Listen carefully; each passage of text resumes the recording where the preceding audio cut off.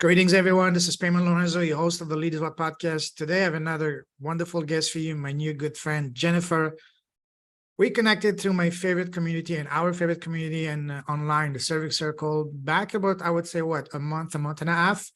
And as soon as we connected, we talked, we got along very well because, and I just find out earlier today, not only because she has a beautiful story and a path, but also because we're almost from the same, area in Toronto. She's from Toronto, Canadian born, South African roots.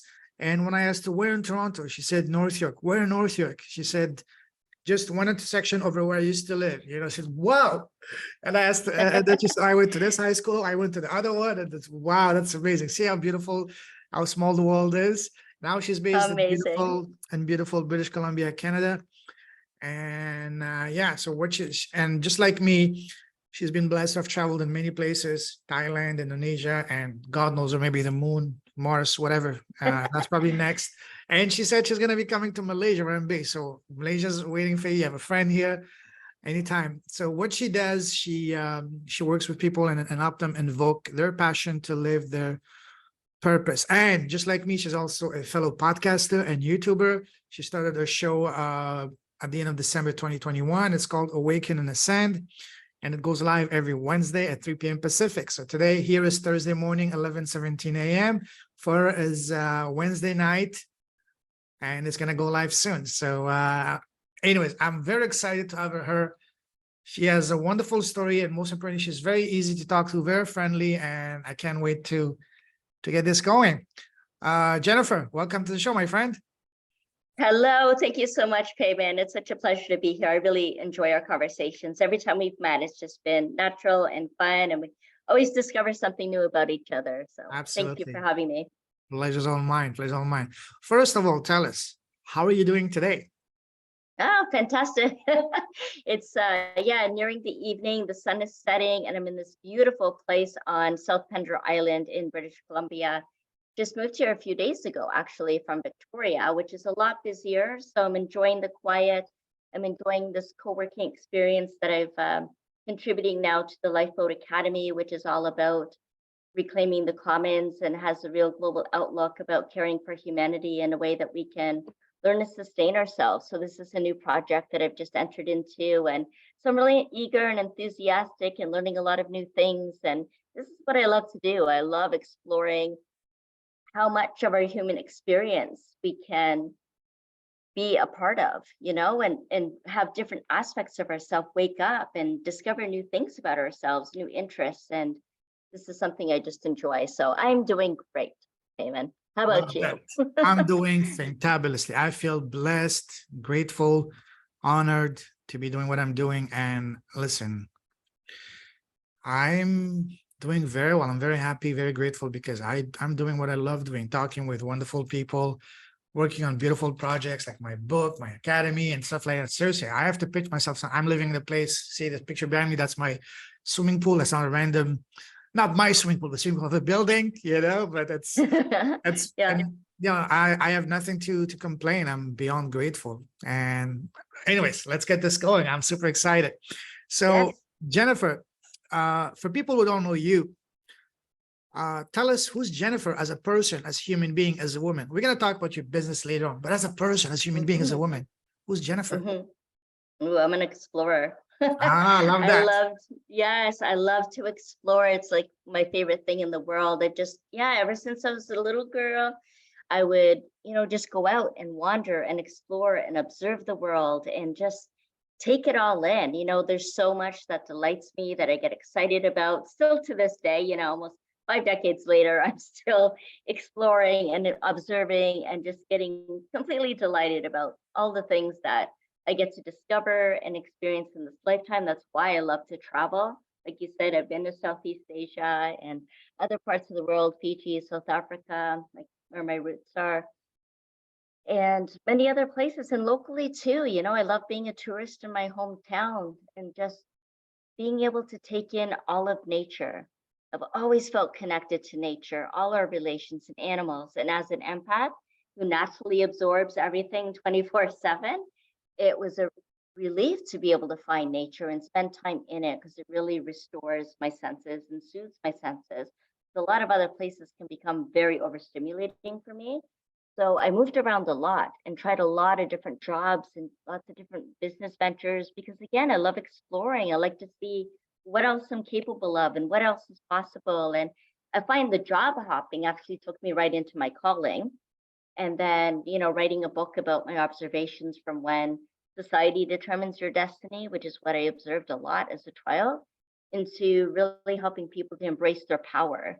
And it became a journey of self-discovery for myself too. I've always been interested in personal and professional development and spiritual growth, especially. Spiritual wellness is really at the core of everything I do, because when I do believe what we hear all the time about being spiritual beings, having this human experience, and I want to live life fully. My time here on earth, is limited, and I want to know everything about being human, but I also want to remember my spiritual essence and the core of who I am as a spiritual being as well. And so spiritual wellness is a way I find that really sustains my energy, my health on all levels, and keeps me excited about life because there really is so much to explore. So who's Jennifer? The explorer, the wanderer, the one who loves life and lives it fully.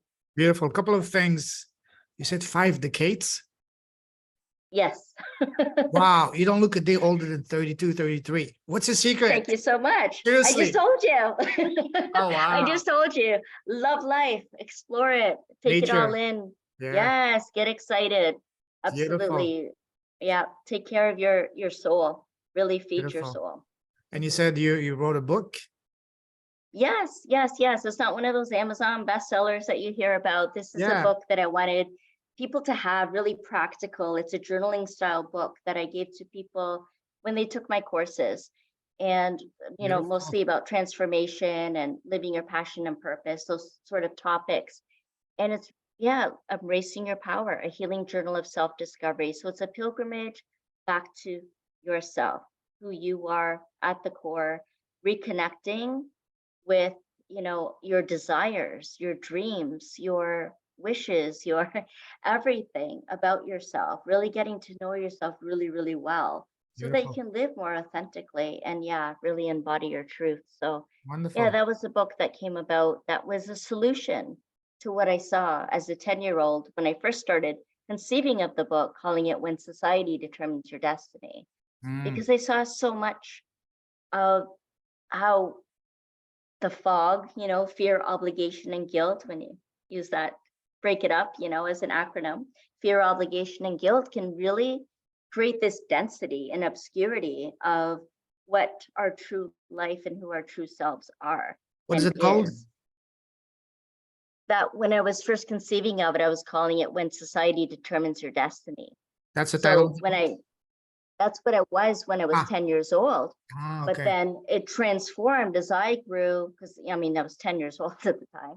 And as I grew and I learned more and developed more of myself, I really thought I really want to help people get back to themselves, to recognize themselves as sovereign beings. So the book is actually called Embrace Your Power, Wow. a healing journal of self-discovery, as a solution for that density of the fog of fear, obligation, and guilt, and becoming dispirited by society and by our parents and by authorities and beliefs that just don't serve us, that and values that aren't even ours. So that was the solution to what I was noticing was a problem, right Mm, from when I was very young. Yeah. beautiful. When did you write this book? It actually got published in 2014. Wow. So about 9 years ago. Yeah. Yeah. All right, we'll talk about that in a moment. But first of all, to start off, I'd like to ask you a series of rapid fire questions to get to know you Okay. further as a person. Ready? All right. All right. What makes you happy as a person? Animals. Any specific? Baby animals of Any all specific? kinds. Ah, okay. Okay, Yeah, beautiful. of all kinds. Yeah. What makes you smile? Everything makes me smile. I'm Oh, yeah. smiling all the time. Yeah. I think Everything. from talking, you're probably smiling even when you're sleeping, because you're just so natural. Yeah, perpetual spark is what I'm told. Right. That's Yeah, that's things make good. me happy. I love it when people are engaged and connecting, and I Mhm. see the sparkle coming back in people's eyes, and I see things and people lit up. That really makes me smile. And when I see Beautiful. people connecting and treating each other kindly, that makes me smile. Love that. Now let's take the happiness factor a couple of notches higher. What brings your, what makes, what sets your heart sing? What sets your soul on fire? People really stepping into their truth, like doing what they came here to do, that Mhm. sets my soul on fire. Oh, Absolutely. Like I that- just, it's like I don't take credit for all of that, because some of it's not even people that work with me, but I just feel that spiritual pride, of people really embodying their truth mhm. and really helping to uplift humanity and raise the vibration of the planet. People who are living their values. It doesn't Mhm. have to be something really profound, it could be the most mundane job. But if they're expressing who they truly are through that, that's what radiates their Mhm. energy, their truth. And so that lights up everyone around them, especially me. Beautiful. Now, on the Mhm. other side of the spectrum, what makes you sad and angry?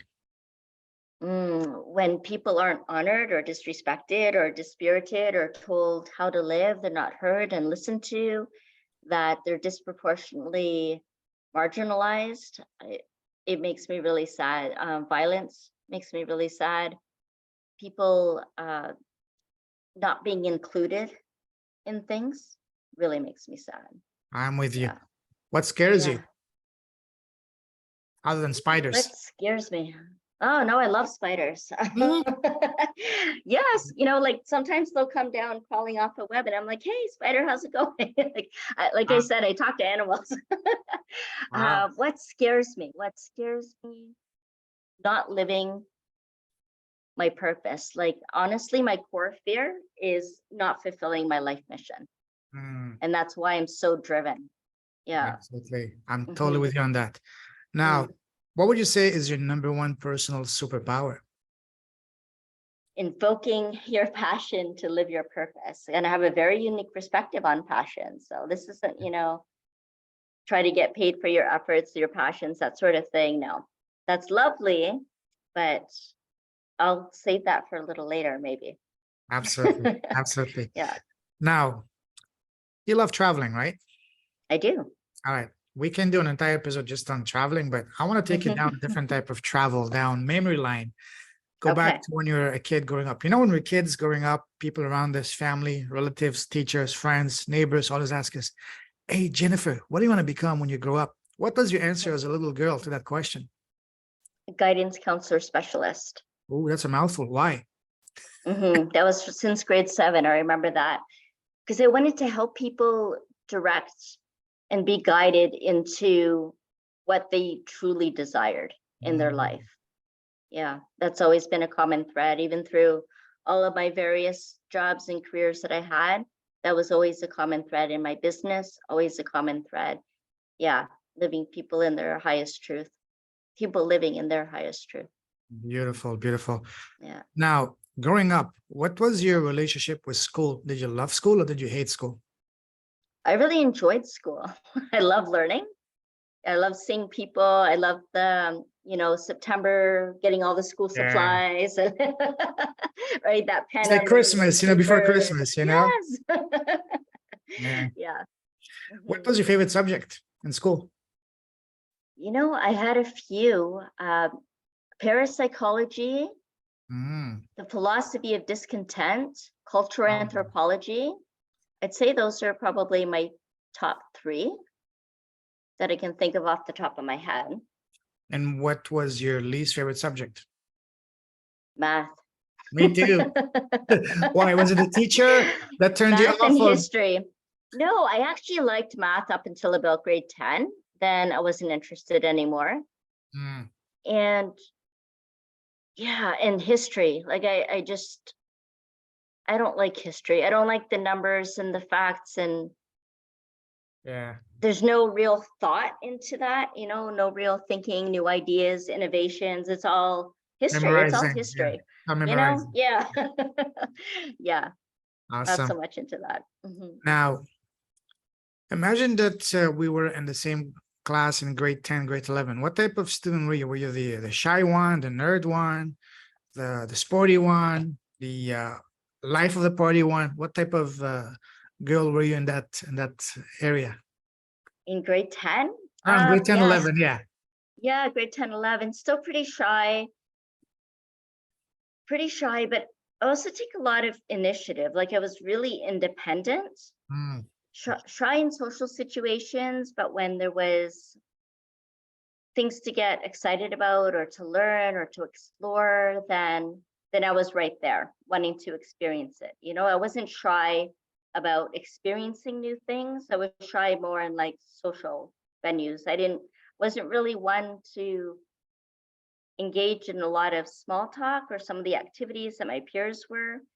Growing up, I was related a lot more with people that were older than me, probably because I was born late in life and my sisters are quite a bit older than me. mhm, So that might have something to do with it. But I just felt as an old soul that I had different interests and values than many of my peers. And so I didn't know always how to relate, you know? mhm. Yeah. Were you popular with the boys? I had a lot of male friends. I wouldn't say romantically popular, no. It was more, yeah, I got along better with males growing up. Mm. Yeah. What was your very first job? And do you remember how much you got paid the first time you worked? Yes, $3.50 at Mr. Donut. Oh, wow. So you got free donuts too? Actually, no. The very first job was when I was 12 years old, um, delivering flyers, you know, Me too. circulars, two 2 cents a house, 2 cents a Holy, house. holy, That's back wow. when we had pennies too. Yes, yes, yes, Yeah. yes. Wow. All right. Now, moving forward, how would you describe your path from the moment you left school to now? Would you say it was pretty much straightforward? Once you get into one lane, you were set for life? Or was Oh it more no. like turns and twists, like a roller coaster? Oh, so many twists and turns and pivots. And that's why I call myself like the master of change, because Mm, you you're just moving on from one thing to the next, but it's an evolutionary path. That's what I would call it, an evolutionary path of growth and learning and taking all these pivots. I mean, I went to university, got my psych degree, wanted to continue on a PhD, thinking I was going to be a clinical forensic psychologist.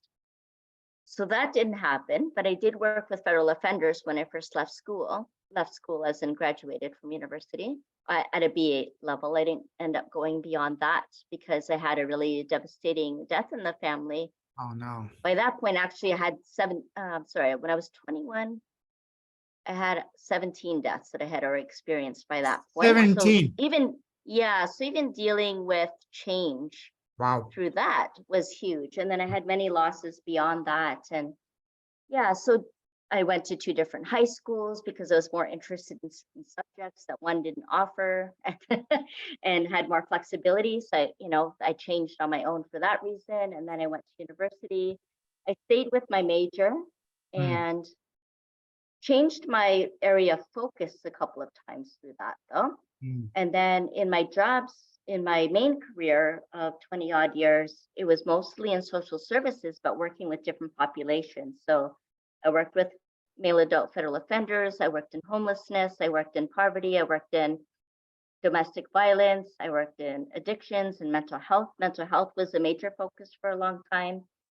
And yeah, acquired brain injuries and so many different mm. types of populations, but again, like bringing out the best in people and helping them to overcome the issues and the barriers and the dispiriting that goes on, and I wanted to help people that were lost in the system come out from that and empower them with support and resources and have them be seen and heard and understood was really important to me.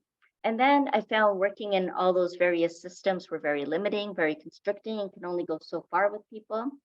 And I felt more of a call, more of a drive to serve a higher purpose. And so I started my business alongside some of the work that I was doing then and had my own little healing center for a while doing different modalities. So my main passions in that were shamanic work and integrated energy therapy, and some others as well, like Reiki Dharming and Reiki and other things But then I also, alongside the healing, wanted to facilitate empowerment and spiritual wellness. So I Mm. started teaching workshops on that.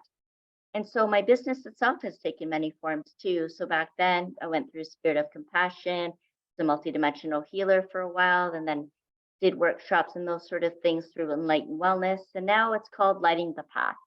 And Mm. Lighting the Path came about a couple of years ago. And I am the sole illuminator over at Lighting the Path, where I Yeah. get to do what I love to do now and help fellow purpose-driven, natural-born leaders that knew from a very young age that they also were here to serve a higher purpose. So bringing them all together, these spiritual change makers and thought leaders and visionary entrepreneurs, so that we can serve more of a collective mission now. Payman, this is what I'm feeling a real call to, and I know many others are as well. We've been on this individual journey for a long time. Now we're coming together, we're aligning, we're speaking the same language, we're working towards common goals, a common vision, I would say, more than a goal, and really supporting humanity at this time to bridge in the new paradigm. So this is where I'm at now. That's sums it up in a nutshell, Wow. I think. We can unpack all of that. Huh. One thing that really, you mentioned that you went through what, 17 deaths by the time you're what, 21, 22. Yeah, and there's been So, so many since then. Yeah. so I will, that's a perfect segue for what I want to ask you now. There's a saying that says, change your story, change your life. And by story, I mean Mhm. what we tell ourselves inside our head. So you, Jennifer, at your lowest, darkest moment in life, how did you change your story internally to change your reality externally? Mm. Well, actually And didn't have to basically, do, how did yeah. you handle and cope with not one, not two, not three, but 17 deaths Hmm. by the time you were 21, 22? Hmm. So how the hell did you Yeah. overcome all of that? I mean, one is pretty hard and enough to destroy someone's, but 17, holy smoke. Are you an angel? Yeah. Yes.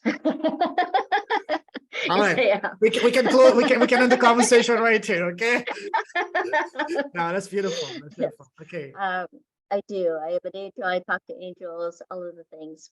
However, and how I got into the angelic realm is a whole other story too. Actually, through the first death, I was 6 years old when I experienced the first family death, and my mom explained the death as, "Oh, he's your guardian angel now," and I just Oh, took that literally and started talking to this guardian angel. And it wow. opened me up actually to other dimensional realities in the angelic realm, because I learned that I could channel quite easily, and then I developed that a little bit in through mediumship courses and that, but I didn't do too much with it. It was just something I wanted, another area of my life or aspects of myself I wanted to explore. The deaths, yeah, there was a lot of them, and there were other losses as well, like bankruptcy, the home, the marriage, the pets, lot of my belongings. That's a whole other podcast, probably. So, Mm, yeah, there was a lot of loss, a lot of changes in my life. And how did I cope with that, Payment? It's my spiritual strength. I would say developing my spiritual strength and recognizing how life happens for me and not to me, and also questioning what the deeper purpose and meaning of any of those that's it. events were. That's it. Also, yeah, having gone through all the wakes and funerals and celebrations of life that I did, really listening to what people talk about to the person that's moved on, and helping from the other side is what I call it. So thankfully, because I was so well connected to other realities or dimensions or the other side, whatever you want to call that, it was, I wouldn't say easier. It was nice, and I was really grateful for having that connection, because even beyond death, it wasn't final. The relationship just changed forms, and we're able to connect in a different way. And it actually, some of them had actually really supported me in my physical and spiritual, mental and emotional development. And going back to that though, listening to what people said about the loved ones that passed on was really speaking to the spiritual essence of the person, their energy, what dynamic relationship they had with the person, whether that's seen as positive or negative, but something always stood out. And different people had different experiences Sure. with the person that had passed on. And so that really helped me later in life, which is getting back to my way of looking at passion. Because when you break up the word, it's pass I on. And that I is your soul's expression of what you're here to pass on in this lifetime. And so that came through listening to what I heard, because for each of those people that had passed on, what did they pass on during their lifetime? Their I, their higher purpose, their spiritual energy, the core essence of who they were is what gets remembered after you leave this earth. So it's what kind of legacy are you leaving that gets passed on to the generations that follow? And the healing that you do heals the whole ancestral line. So really taking the time for that self-care, soul care, and the healing to take place, because it matters. It really matters. And so listening to the eulogies and all of that, also having experienced all that loss payment, you really just start to realize how precious life is, which is why I encourage people to live it fully, as I do. And to know that we are here for limited time, and to know what our values are, what really matters. You know, what are the things that you wish you could have said to the people that had left, or wish that you had more time for? Those are the things we should be considering now, not later, not as a reaction, but as a response to life as we are living it now. What are our values? How are we living them? How are we spending our time? Who are we spending our time with? These are all things that truly, truly matter. And unfortunately, a lot of us don't realize that until we've lost someone, Absolutely. you know? No. And so that was a big learning. But if you're talking about my story and what I had to learn, it's actually a different story. And I actually wrote about it in an article for a magazine that'll be published in November. Wow. But I'm calling about accidental birth. We've heard about accidental death. For me, it was about accidental birth. Wow. Because like I said, I was born later in life. My mom was in her 40s. She didn't want any more kids. She had 3 already, and they were that year turning 14, 18, and 20. So she was done, you know, like the kids were on their way out or just about there. And she didn't find out till 6 months later she was having me. It was too late for an abortion. She just thought she was going through menopause.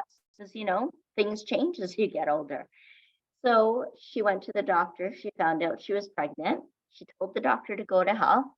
She didn't like what she was hearing. But then she thought, oh, maybe she'll have a boy after having had 3 girls. And I used to joke that I came out as a girl and we never got along since, because my mom and I had kind of a tumultuous relationship during her life here on earth. But I was really glad that we got to reconcile some of my beliefs around that.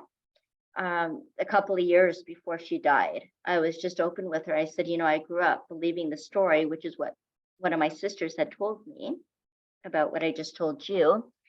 And I always felt like I had to make up for something, that I had to prove my worth. I had to take up as little space on earth. I had to talk really, really fast or not at all, because I didn't want to take up any space or become a burden. I wanted to prove my worth. I wanted to please everyone so that everybody would be happy and not be upset or disappointed that they had this other child to take care of. And the other part is going back to the deaths, because I had lost so much in my life that it was hard for me to get close to people, because I actually felt, because it happened so often, I actually felt that it was my fault in some way, that either someone I knew or someone that was close to them ended up dying. And so I didn't want to get close to people.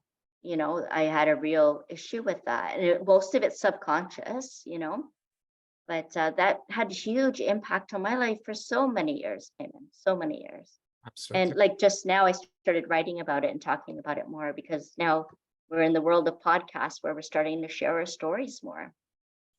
You know, it's powerful. And one thing I realized in my life, you know, especially since I had my awakening, is that 2 things. One, nothing happens to you, and everything happens for you. And the tremendous power of asking the right question. Before my awakening, when something bad happened to me, I was asking the wrong question, which was, why me? What did I do to deserve this? Why is life so unfair? Where is God? Where are you? But of course, we know that that's not helping you in any way. Instead, ask yourself, no matter what it is, whether it's heartbreaks, tragedy, financial issues, whatever it is, betrayal, ask yourself, what is this trying to teach me? What is the lesson for me to learn to this? And that completely changed my life, opened my life to whole new possibilities. That's number one. And number two, you know,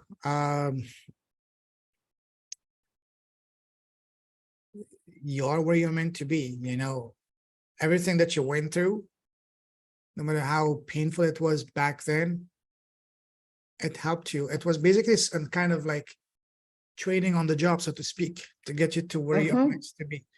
And then, as I said, we all go through our fair share of, you know, hard times, dark times, pains, challenges, tragedies. There hurt a lot when we go to them, but then they become our story. Then our story becomes our gift.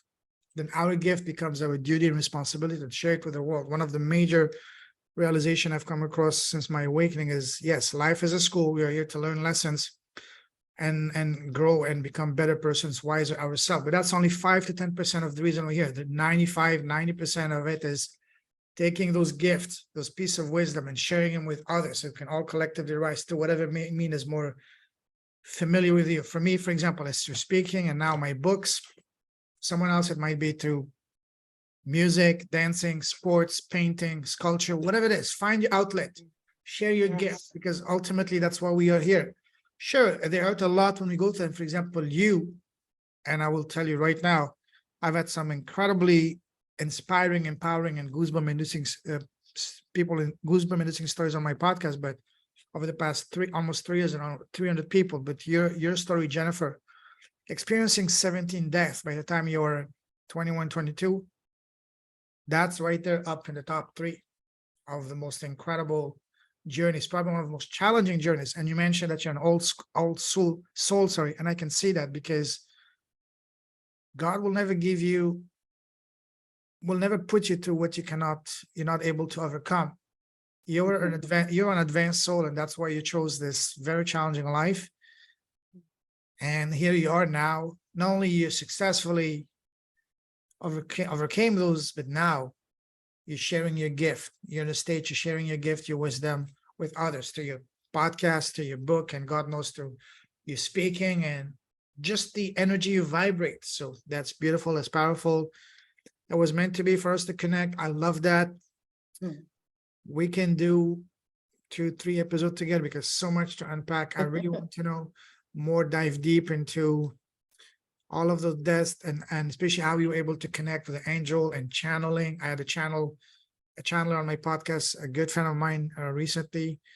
I don't know if you know him, Roger Burnley. Roger, absolutely. He's amazing. Yes. He's amazing. He's the best. Yeah. I know, and so many other people like this. So there's so many we can do. Wow, I'm blessed. See, I started, I said, I'm blessed, I'm grateful for what I'm doing, because I'm talking with incredible people. Podcasting has been, for me, completely changed my life, but not just forget about the financial side, about the personal growth. I used to be painfully shy. Before that, me and you would not be having this conversation, because I was so self-conscious. I have a big nose. I have no hair. You know, who am I? My story doesn't matter. I'm a nobody. I have no audience. All of those were holding me back. And then I realized that it's not about that, but it's about the message, the gift. Your story matters. You matter. Your voice matters. The fact that you came here, especially you, as you said, you were, what was it? Birth by accident, something like that. That's even accidental birth. Yeah. that's even more of a testament for you.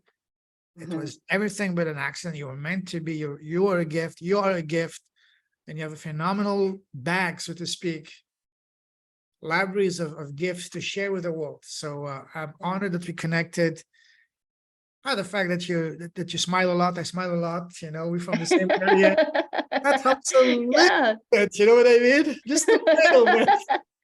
That's right. That's right. So, wow, amazing. Thank you. But let's move forward. Tell us now about your beautiful impact, the work you're doing in your business. I'm bringing people together for global impact. I've been hosting the Wake Up and Change the World Global Summit. This is where I get to bring those spiritual change makers and thought leaders together to share their messages. You know, we've been talking about our stories, Payman, and there's a message in our mess, and so we're Totally. bringing that out. Yes, we're bringing that out so that people have the experiences, the tools, the inspiration, the empowerment they need to really step into who they came here to be and do what they came here to do. And so we have live discussions, we have a speaker series, we have a lot of interaction around that and how we can wake up and change the world. So I absolutely love doing that because my vision is to co-create global harmony. So everyone singing their soul song and rising into their highest expression is how we come into global harmony. We create that coherence. So I call it bringing together the flock of black sheep, ones that didn't really feel like they belong or stood out and really realize now that they're actually here to stand out. And so we're standing out together and we're forming this alliance and creating this movement to wake up and change the world.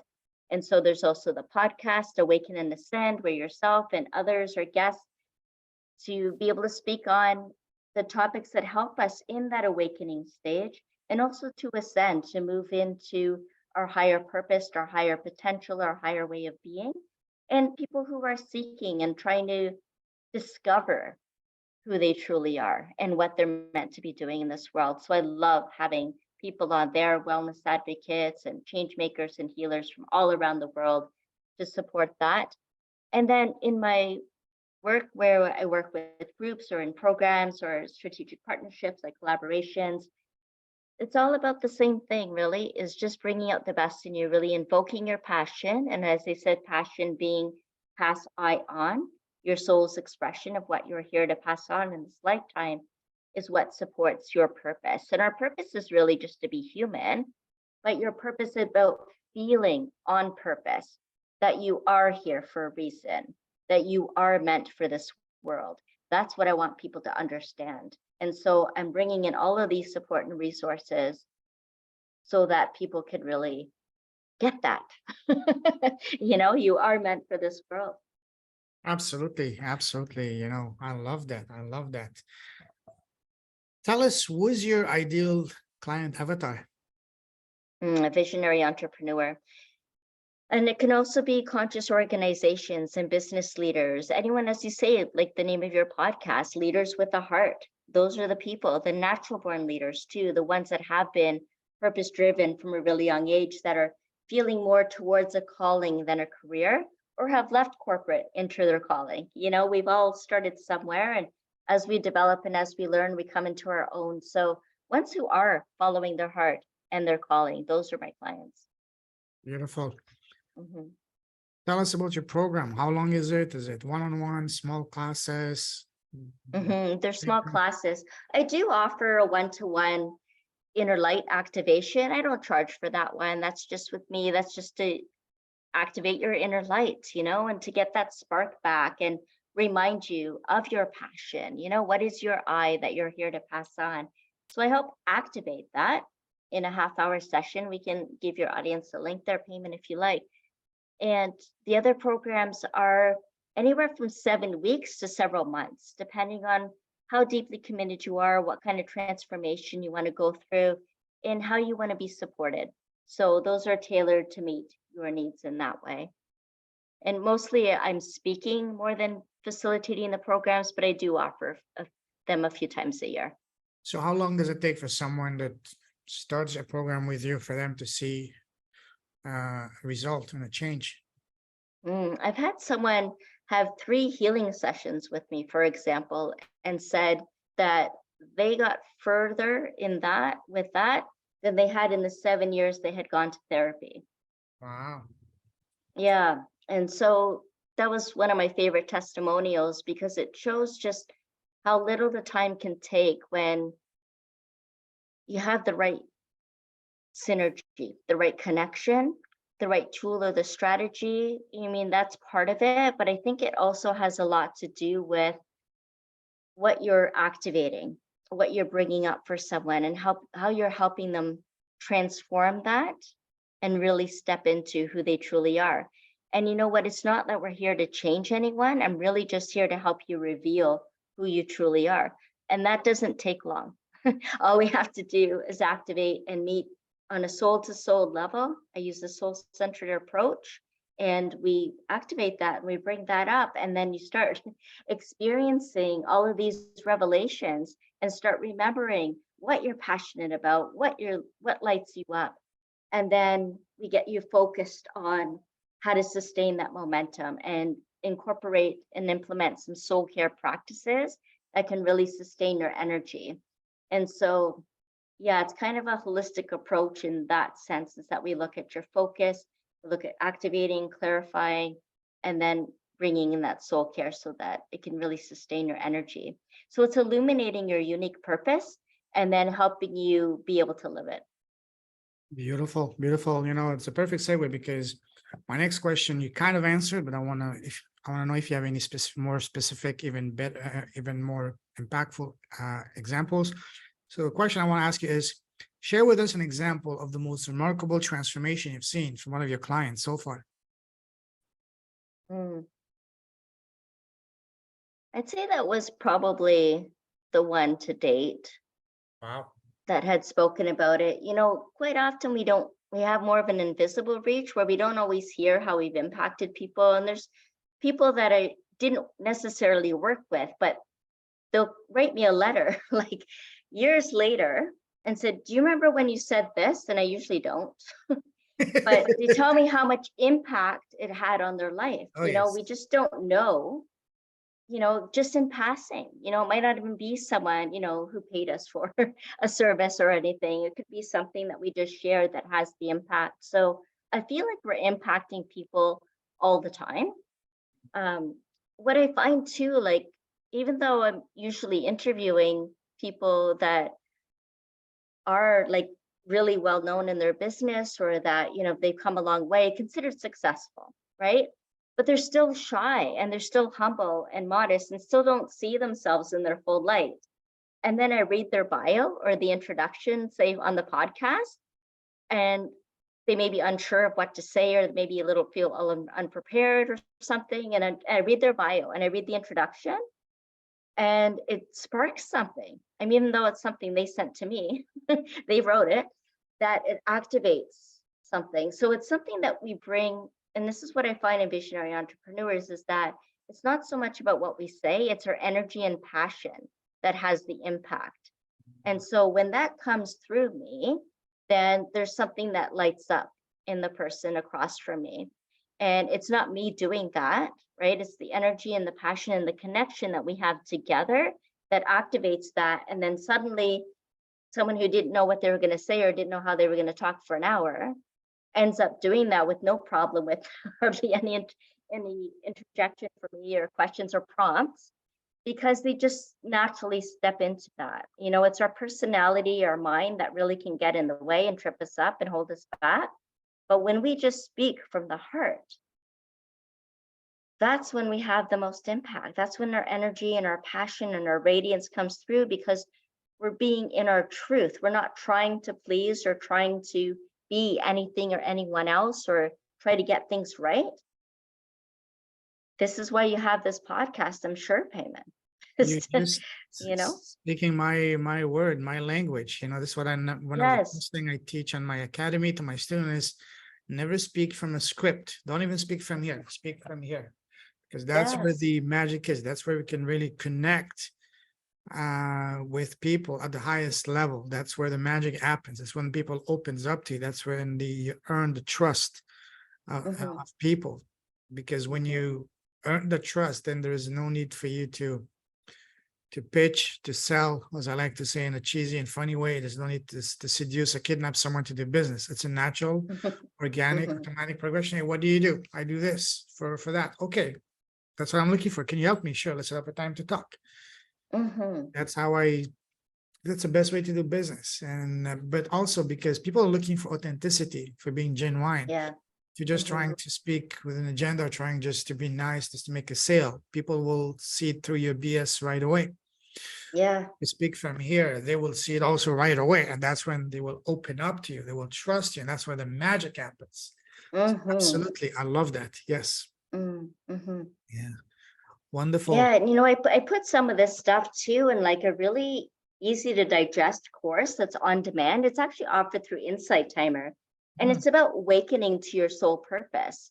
So there's a few modules that takes you through that process of being able to awaken to your soul purpose that you can do in your own time. So, if you're someone who is a little shy and you don't want to set up an appointment, I know that can feel a little intimidating sometimes, that you have to be prepared in some way, or you don't know what to say or what's going to happen, then just want to feel things out. And sometimes those on-demand kind of courses are helpful. You still get the tools, you still get the magic happening, but it's easy to digest, and you can kind of do it at a distance, so to speak. So if you're a little shy and you're still gathering the courage to really live your passion and to support your life mission, then that's a good place to start too, is some of those on-demand absolutely. courses. Mhm. Absolutely. Love that.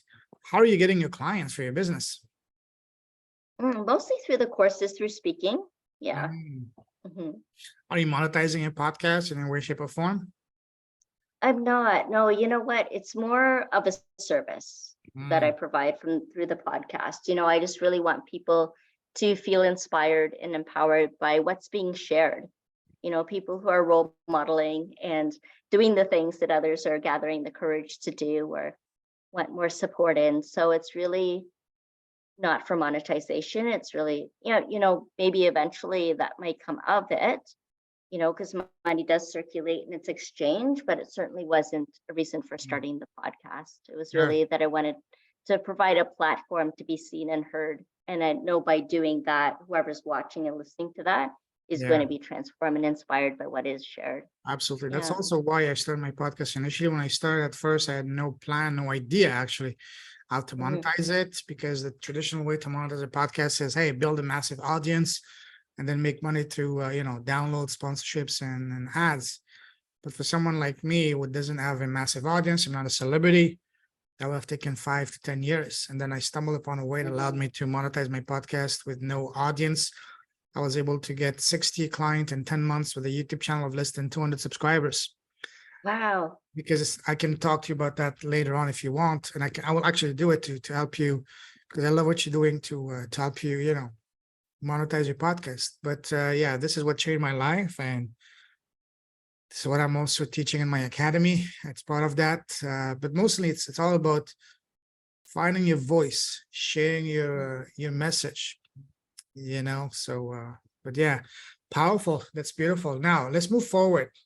Hmm. What would you say is a cause that you're the most passionate about, or that you're The deeply cause. passionate about? Yeah. Yeah. Well, the cause is really to uplift humanity.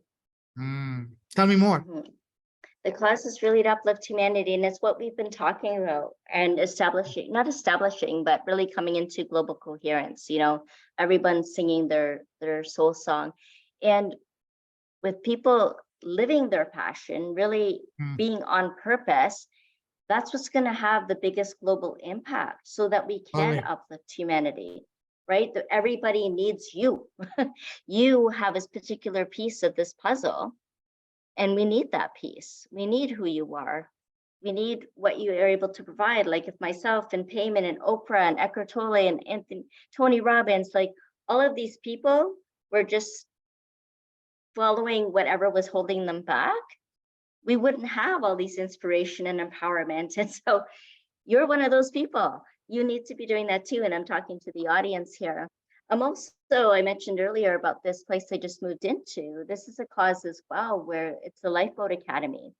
And they're working to help people understand their footprint and to be able to reclaim the commons, where nobody owns anything, that we're protecting the land, shared land, reconnecting with all our relations, and being able to support and respond to climate change, and also the social collapse, with and I can go into full detail about that, but really it's not my project, but one that I'm very much a part of, and I'm helping the core team that's involved with it.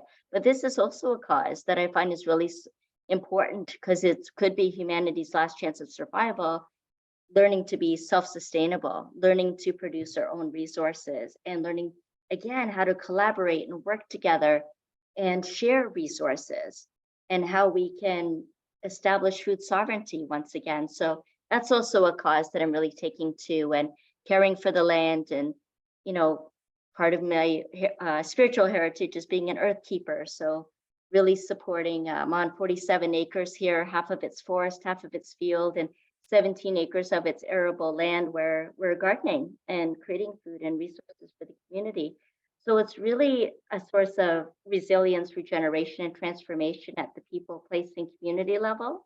Mm, So it's pretty exciting, and we're prototyping that so that we can show others how to do it in their own communities as well. So that's another cause that's dear to my heart at the moment. That's new for me. love that. Love that. Mm. Absolutely beautiful. Now, let's start wrapping things up. And to finish off, I'd like to ask you a series of rapid fire questions on advices. Okay. Ready? Advice. All right. All right. What would you say has been so far the best piece of advice you've received? That I received? Yes. Ooh, rapid fire. I don't know if I have a rapid answer for that one. I've had so many golden nuggets over the year. First one that comes to mind. You know what? Okay, do you. Yes, indeed. Because you know what? The most important person in your life is you. Is that's not being selfish, because you need to be your best to be able to be impactful. I agree totally. That's one of the most powerful lessons I learned. I learned it the hard way, because I used to spend my life just to make other people happy, to sacrifice everything for others, put other people's needs first. And I ended up in a place that I didn't want to be, miserable, with nothing to show for it. So you know what? That's not how I want to live. Right. So, absolutely. Right. What has been so far the worst piece of advice you've received? You have to. Ah, yes. Yeah.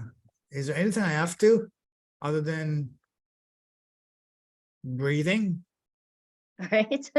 Wait, and even that, it's not a Yeah. have to. Yeah, no. There's nothing I have to do. I do it because I want to, as long as it's in a good way, Yes, and inspired action. That's it. That's it. Mhm. Imagine that you were blessed with a time machine and you can go back in time and sit face to Okay. face with the 18-year-old Jennifer. What's the number one piece of advice you would give to her, knowing all that you know now?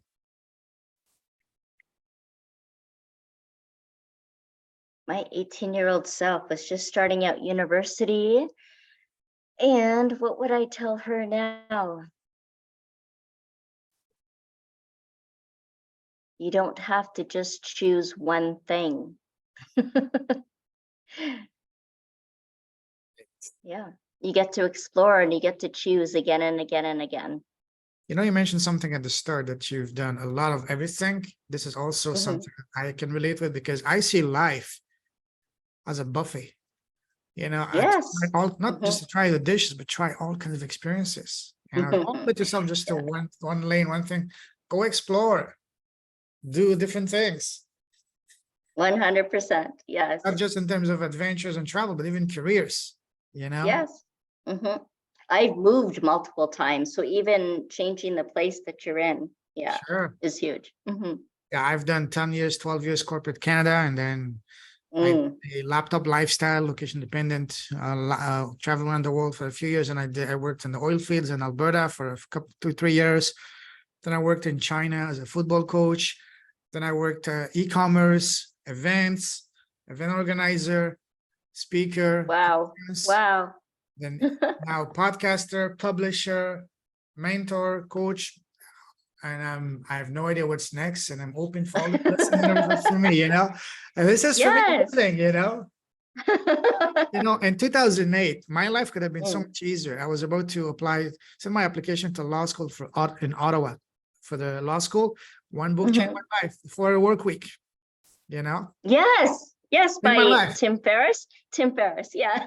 I could have had a much, much, much easier life had I gone to law school, but would I be happy like this and fulfilled? Probably not. It would not be a 4-hour work week. Oh, absolutely. Well, like 400-hour work week, Forget about sleep, your whole sleep thing, Yes. Anyways, yeah, beautiful. Yes. So yeah, that was a good book. You have your podcast, but imagine that today you were interviewing the most special person in the world, and that is yourself. What's the first question that comes to mind that you want to ask yourself? Don't think too much. First question that comes to mind. What lit your path? And what is your answer? What lit my path is my light, actually. I haven't used that answer before. Yeah, it's Oh, actually my light, my own light yeah, that lights my path. Mhm, beautiful, beautiful. mhm. The last question I ask my guests, and that's my favorite question to ask, and that is, what's the smallest thing you've done? And by small, I don't mean something small. I mean the one thing you've done in your life that's had the greatest, deepest, most profound positive impact in both your life and business. For example, for me, it's been starting my podcast. What about you, Jennifer? Yeah, actually, I'd probably stay the same. And maybe, yeah, because I've met so many phenomenal people from that. And then out of that evolved the Wake Up and Change the World Global Summit, which I would never have considered doing before, but wanted to because I wanted to bring us all together and Mm, produce something together, and have that movement, that collective mission. And so, yeah, that originated from the podcast, I'd say. Mhm. yeah, that's one thing people don't realize, that podcasting is a phenomenal, not only networking tool, platform, because it gets you access to people you would normally not be able to have access to. Imagine you want to reach out to someone that you admire, or celebrity, whatever, Mhm. or someone that just released the book, is on TV, you send them a message on LinkedIn, whatever, they will not even bother responding. But just, hey, my Mhm. name is Jennifer. I'm the host of the Super Duper Whatever podcast. Sorry, what's your podcast name again? The Awaken and Ascend. exactly. Say thank you. Mhm. The Awaken and Ascend podcast. I love what you're doing. I would love for you to come on my podcast. You would be Yes. surprised. They would say, "Oh, absolutely." Say when. Yes.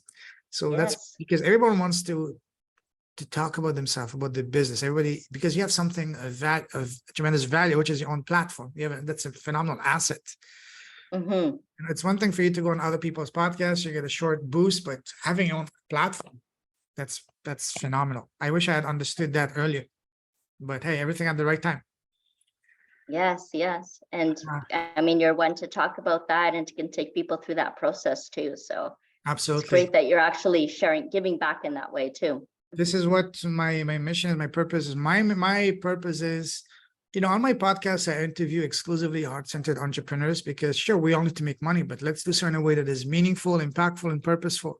For me to win doesn't mean that I have to screw you. I win, you win, he wins, she wins. The guests I get on my podcast, and not just the guests, the clients I get to my podcast, not just a line, a spreadsheet. We become friends. We get on calls. Hey, how's your mother? How's your family? How's your father? How's your boyfriend, girlfriend, wife, whatever? Just like you would with a normal friend. We are Yeah. friends, literally. Yes. Mm-hmm. Mm-hmm. And now I'm blessed with friends around the world. So, Yes. anyways, beautiful. I'm preaching to the choir because you understand podcasting. And yeah, anyways, if you don't have a podcast nowadays, guys, you have no idea what you're missing. Forget about Come the on. Yes. financial, the connection, the networking, the learning, the growth.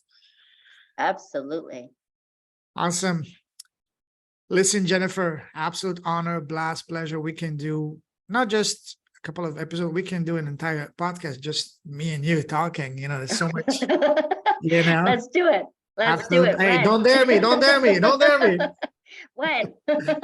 When you come to Malaysia, we do it live, Yeah. All right. Okay. Absolutely. Deal. Absolutely. Yeah. Listen, it's an absolute honor having you. If someone wants to connect Thank with you. you, what's the best way to do so?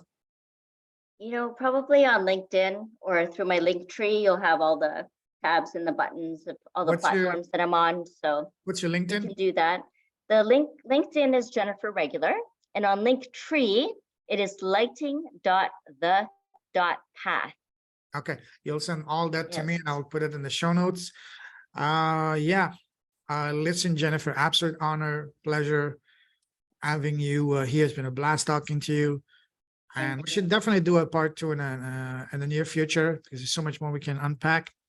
Would love that. I salute you. You're a true leader with a heart. Keep shining your light. Keep blessing the world with your impact, your presence, with your vision, your mission, and your smile and your laugh, because that's contagious. Stay safe, stay awesome. God bless you. We're definitely going to be talking very soon. And as you sit back home in Canada, have a fantabulous day or evening for you.